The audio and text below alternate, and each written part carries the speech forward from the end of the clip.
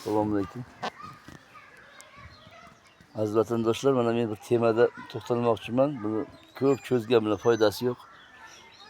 Mana bizning o'zbekchiligimizda to'y qilsak, hammamiz borib o'sha to'yga xo'p, xolisolilloh 20 ming, 40 ming, 50 ming, 100 ming imkon darajasiga. Og'ayni bo'lsa ko'proq qilib to'yona beramiz. Lekin bitta narsani hech o'ylamaymizda, mana bir kishini yo'qotadi, uyida xo'p janoza bo'lib qolsa, o'shanga yordam qilish kerak. Ayniqsa qishloq joylarda xo'p tasodifan o'limlar bo'ladi.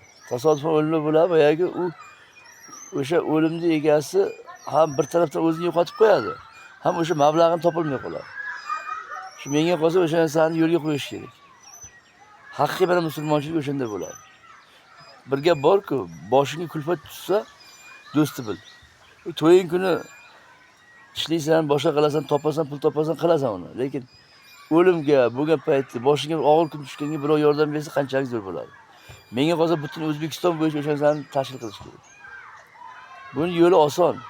O'sha imomlar, o'sha shariat peshvolari bu narsani odamlarga tushuntirsa, mahallalarda shu o'lgan kuniga bitta yashik qilib qo'yib, kimda kim yordam bersa, 5 ming yordam bersa ham 1000 kishi borsa, 1000 kishi borsa qancha yordam bo'ladi?